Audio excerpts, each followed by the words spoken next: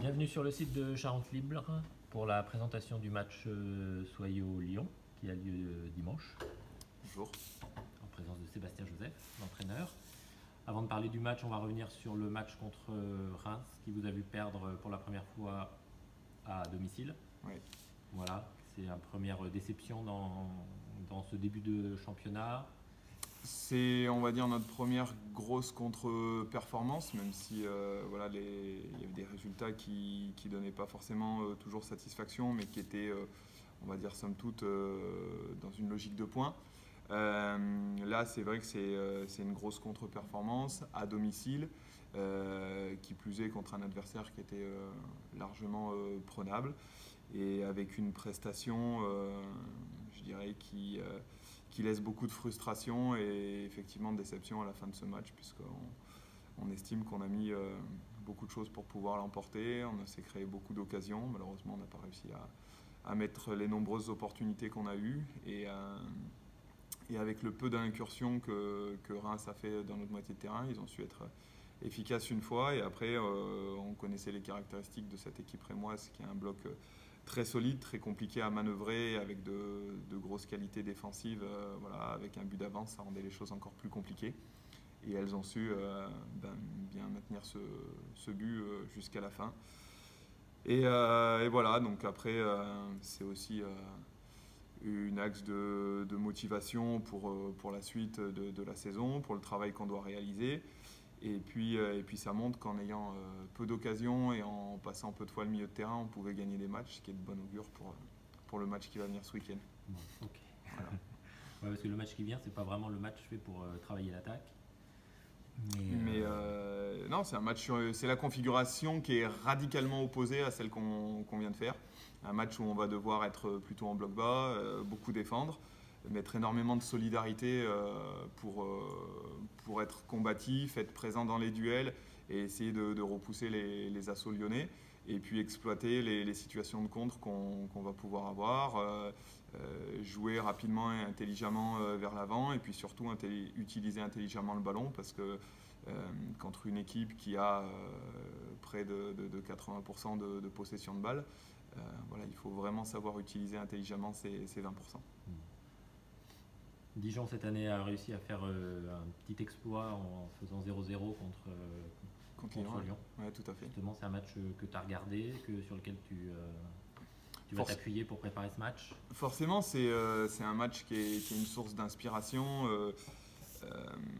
Bien sûr qu'il y a un scénario qui tourne aussi en la faveur de Reims, qui rend les choses, de Dijon, qui rend les choses favorables. Mais dans tous les cas, forcément, il y a des choses à apprendre.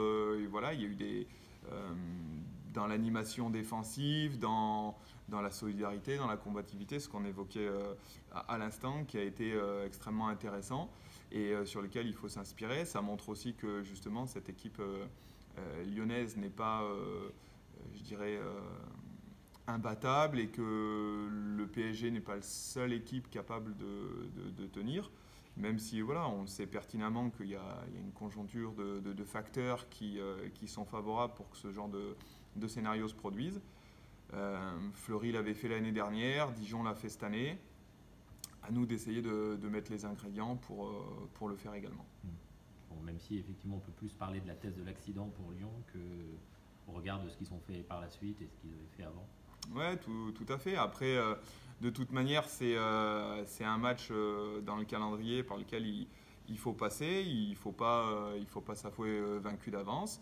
Voilà, il faut montrer beaucoup de choses, beaucoup d'envie et d'engagement dans ce genre de match, parce que je pense que ce soit pour les joueuses ou voilà, le public, ça reste quand même une chance de jouer contre l'Olympique Lyonnais, de jouer la meilleure équipe d'Europe et de pouvoir se confronter à ce genre d'opposition.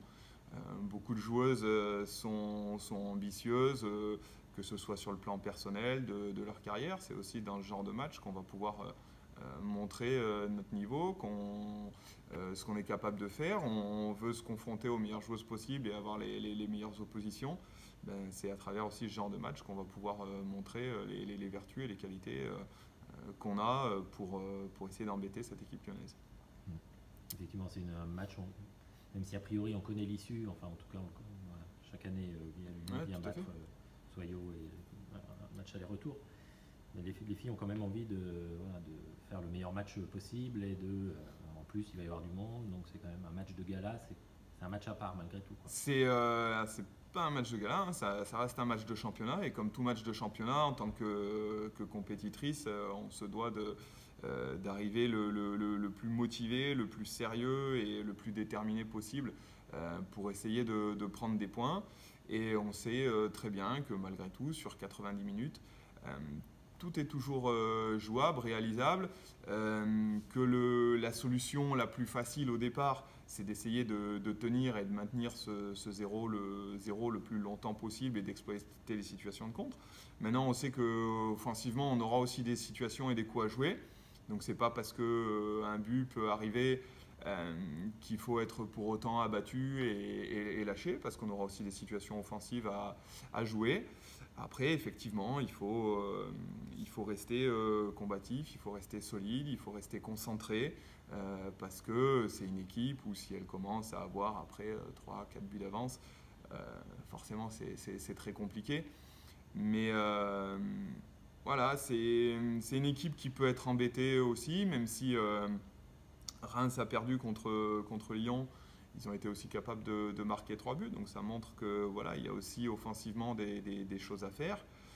Après, c'est sûr que quand on en prend 8, puisque c'était le cas du Reims-Lyon où il y avait eu 8-3, c'est compliqué. Mais voilà, on a vraiment l'envie et la volonté d'aller chercher le meilleur résultat possible et puis surtout de montrer le meilleur visage possible. Ce qui a été le cas aussi contre Reims, même s'il n'y a pas eu un résultat et une issue favorable. On a vu une équipe qui, malgré tout, qui a fait du jeu, qui s'est créé des occasions, qui est capable de produire du jeu. Après, malheureusement, il y a eu aussi pas mal de petites imperfections techniques et de déchets dans ce match-là. Donc c'est ce qu'il faut gommer contre ce genre d'opposition, puisque l'équipe est tellement forte que le déchet et les erreurs techniques sont encore plus compliquées à gérer quand il y en a. Il faut rester motivé, aller de l'avant. Et puis de toute façon, après, on sait très bien que notre championnat se joue pas sur ce week-end. Il y a des échéances à venir qui seront très importantes pour l'équipe. Et ce genre de match doit servir aussi justement pour les échéances suivantes. Marquer un but du coup à Lyon, ce serait déjà un petit exploit et ça permettrait en plus de gommer, enfin même si ça gommera pas la déception comptable, mais en tout cas le fait d'être resté stérile contre Reims. Ouais, après, je sais pas si le fait de marquer un but en soi est une satisfaction si on en prend trop derrière. La satisfaction, ce sera surtout d'être solide. Voilà, et puis la vraie satisfaction de performance, elle sera liée au fait qu'on soit capable de ramener un point. Après, qu'on perde 1-0, 2-1 ou voilà, d'un but ou de 4 buts, comptablement, ça ne fera pas plus de points. Et je pense qu'on aura aussi à cœur, un petit peu comme ça avait été le cas après le match de Paris, qui avait été une grosse désillusion sur l'aspect du jeu, de montrer un visage combatif et les qualités qu'on avait pu aussi montrer contre Montpellier en montrant que cette équipe a de la qualité, elle a du cœur et qu'elle a à cœur de bien faire dans ce championnat. Et effectivement, l'an dernier, le scénario n'avait pas été favorable parce que Lyon avait marqué assez rapidement à la 10e minute. Ouais. Et puis au final, il y a eu 6-0. Donc c'est effectivement, l'idée, c'est d'arriver à garder les chances. De toute manière, il y a toujours effectivement ce laps de temps où l'objectif, comme on le disait, c'est que ça dure le plus longtemps possible de résister pour éviter justement de prendre ce but trop tôt qui influe mentalement sur l'équipe. Mais pour autant, continuer aussi à se créer des situations parce que là-bas, inversement, l'année dernière, on perd 1-0 à la mi-temps en ayant pris un but uniquement sur penalty. Mais on avait eu des opportunités réelles de marquer. Et je pense que voilà, c'est aussi ça qu'il faut prendre en compte. Et puis, dans les têtes et sur l'aspect mental, ne pas lâcher lorsqu'il y a un but parce qu'on sait que c'est une équipe qui a aussi cette capacité, lorsqu'elle débloque la situation, à rapidement mettre 2-3 autres derrière sur les minutes qui suivent le premier but marqué. Donc il faut faire preuve vraiment de force mentale pour ne pas céder même s'il y a un but qui est encaissé dans les minutes cussives, pour pas qu'il y en ait d'autres et que l'addition devienne rapidement trop lourde. Ce qui s'était passé pour nous, par exemple, contre le PSG l'année dernière, où on fait une très très bonne première demi-heure. Voilà, on domine même Paris, on a des occasions, on tire sur la barre. On prend le premier but à la 32e et puis finalement on rentre à la mi-temps à 4-0. Donc voilà, c'est ce genre de scénario qu'il faut pas renouveler, c'est ça qui n'est pas normal. Mais on a eu aussi voilà, les vertus morales pour certains matchs et mentales pour rester soudés, combatives et montrer voilà, de bonnes choses dans le jeu et dans la solidarité défensive dont on doit faire preuve. Bon. C'est une équipe qui va venir sans Eugénie Le Sommer. Ouais, effectivement, elle est blessée, on l'a vu la semaine dernière. Mais là, elle a tellement de qualité, cette équipe, à tous les postes, qui peuvent pallier à une absence, même si c'est une chose de grande qualité et une absence de marque. Voilà, ils ont vraiment beaucoup de joueuses de grand talent à tous les postes. Et on s'aperçoit que quand l'une manque, l'autre est là et tout aussi performante. Donc ils aligneront une équipe qui, je le sais, sera très très compétitive. Et ils ont déjà eu une alerte cette saison qu'ils ont pu rectifier rapidement. Je pense qu'ils seront aussi extrêmement vigilants à ce que ce genre de choses ne se reproduisent pas 2 fois dans la saison. À nous de tout faire pour contrecarrer leur plan. Et justement, Wendy Renard, elle n'était pas là quand ils ont gagné contre Paris le week-end dernier, donc ça montre effectivement que... Ouais, elle était suspendue parce qu'effectivement, elle a 3 jaunes. Effectivement, on sait que la charnière centrale, il y a Buchanan, il y a Mbok qui sont aussi internationales de leur côté et qui sont capables de... Enfin, Mbok est titulaire aussi régulièrement. Sur le côté gauche, quand c'est pas Greenwood, c'est Bacha. Voilà, donc à tous les postes, ils ont beaucoup de qualité. En 6, enfin au milieu de terrain, que ce soit Le Sommer, Kumagai, Henry, Marozan. Enfin voilà, il y a un effectif qui est assez pléthorique. Mais non, de toute façon, l'effectif qu'ils aligneront ne nous pose pas plus de questions ou d'incertitudes. C'est pas comme certaines équipes où on se dit, tiens, si cette joueuse-là, elle n'est pas là, ça va changer le style, ça va changer peut-être l'animation, ça va changer le regard qu'on a sur l'équipe. Là, on sait très bien que quelle que soit l'équipe, ce sera une équipe qui sera extrêmement compétitive. Et leur animation, leur façon de jouer, leur qualité et leurs atouts offensifs, on les connaît. Et c'est pas une joueuse qui changera la donne dans l'animation que nous, on va mettre en place pour essayer de leur poser des problèmes. C'est une équipe qui s'est encore renforcée, parce qui a beaucoup recruté. On a vu des joueuses qui s'étaient illustrées à la Coupe du Monde, qui sont venues renforcer l'effectif. C'est vrai que les arrivées de Nikita Paris, de Greenwood, justement, qui sont des internationales anglaises, qui ont un gros vécu international, ça amène toujours un plus au niveau d'une équipe. Et c'est vrai que Lyon a cette faculté, cette force chaque année à prendre des joueuses de grand talent avec un énorme vécu international. Et c'est une équipe qui, je ne sais pas si elle peut encore progresser au vu du niveau qu'elle a actuellement, mais en tout cas ne régresse pas. Et c'est vraiment une force parce que quand on est au très haut niveau, et qu'on domine le championnat de France depuis 13 ans comme ils le font et l'Europe depuis 3 ans comme ils le font, on sait que souvent le plus dur c'est de rester à ce niveau de compétition et c'est quelque chose qu'ils arrivent parfaitement à faire en sachant renouveler et apporter un plus chaque année à leur effectif. Voilà, c'est je pense une chance pour le championnat de France d'avoir une équipe comme ça qui est aussi moteur sur le plan européen en termes d'image pour le développement du championnat de France. Voilà, mais c'est pas parce que c'est un moteur et une locomotive qu'il faut les respecter plus que ça sur le terrain. Et comme je disais tout à l'heure, si nous on veut aussi montrer nos qualités, si certaines joueuses ont des prétentions, c'est aussi à travers ce genre de match qu'elles vont montrer leur niveau. D'accord. Et ce sera effectivement aussi un match qui permettra de préparer le déplacement à Marseille et la réception de Fleury. Tout à fait, qui viendront derrière, qui seront très importants. Alors, il y aura une petite trêve entre les deux. Et puis effectivement, essayer de bien aborder ces 2 dernières rencontres avant la trêve de Noël. Et ça, c'est des matchs qui seront très importants dans la suite de notre championnat, dans nos objectifs de points qu'on s'est fixés. Et on travaille pour réussir toutes nos rencontres, que ce soit celles de ce week-end ou les suivantes. D'accord. Est-ce que Roman Munich, qui devait reprendre l'entraînement cette semaine, A repris. a repris? Ouais, Est-ce qu'elle va elle a jouer repris. ce week-end? Là encore, je dirais pour l'instant, c'est trop tôt pour le dire, mais elle a repris. Après, voilà, faut toujours pareil, se poser les bonnes questions. Est-ce que c'est le moment justement de lui redonner du temps de jeu pour préparer les échéances suivantes? Est-ce que c'est le bon moment finalement pour la faire reprendre par rapport aux échéances suivantes?